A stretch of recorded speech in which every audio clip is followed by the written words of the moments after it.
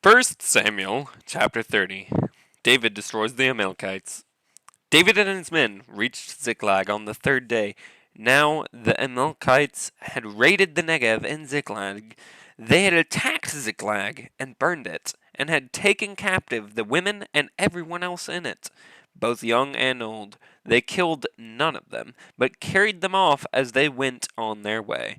When David and his men reached Ziklag, they found it destroyed by fire, and their wives and sons and daughters taken captive. So David and his men wept aloud until they had no strength left to weep. David's two wives had been captured, Ahinoam of Jezreel and Abigail, the widow of Nabal of Carmel. David was greatly distressed because the men were talking of stoning him. Each one was bitter in spirit because of his sons and daughters, but David found strength in the Lord his God. Then David said to Abiathar the priest, the son of Ahimelech, "Bring me the ephod." Abiathar brought it to him, and David inquired of the Lord, "Shall I pursue this raiding party? Will I overtake them?" "Pursue them," he answered. "You will certainly overtake them and succeed in the rescue." David and the 600 men with him came to the Besor Valley, where some stayed behind. 200 of them were too exhausted to cross the valley, but David and the other 400 continued the pursuit. They found an Egyptian in a field and brought him to David. They gave him water to drink and food to eat, part of a cake of pressed figs and 2 cakes of raisins. He ate and was revived, for he had not eaten any food or drunk any water for 3 days and 3 nights. David asked him, "Who do you belong to? Where do you come from?" He said, "I am an Egyptian, the slave of an Amalekite. My master abandoned me when I became ill 3 days ago. We raided the Negev of the Kerethites, some territory belonging to Judah, and the Negev of Caleb, and we burned Ziklag." David asked him, "Can you lead me down to this raiding party?" He answered, "Swear to me before God that you will not kill me or hand me over to my master, and I will take you down to them." He led David down, and there they were, scattered over the countryside, eating, drinking, and reveling because of the great amount of plunder they had taken from the land of the Philistines and from Judah.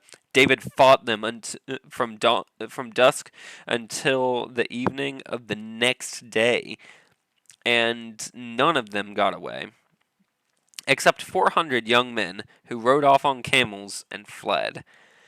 David recovered everything the Amalekites had taken, including his two wives. Nothing was missing, young or old, boy or girl, plunder, or anything else they had taken.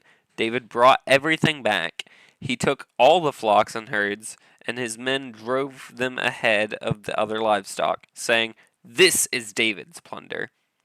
Then David came to the 200 men who had been too exhausted to follow him, and who were left behind at the Besor Valley. They came out to meet David and the men with him. As David and his men approached, he asked them how they were. But all the evil men and troublemakers among David's followers said, "Because they did not go out with us, we will not share with them the plunder we recovered. However, each man may take his wife and children and go." David replied, "No, my brothers, you must not do that with what the Lord has given us. He has protected us and delivered into our hands the raiding party that came against us. Who will listen to what you say? The share of the men who stayed with the supplies is to be the same as that of him who went down to the battle. All will share alike." David made this a statute and ordinance for Israel from that day to this. When David reached Ziklag, he sent some of the plunder to the elders of Judah, who were his friends, saying, "Here is a gift for you from the plunder of the Lord's enemies."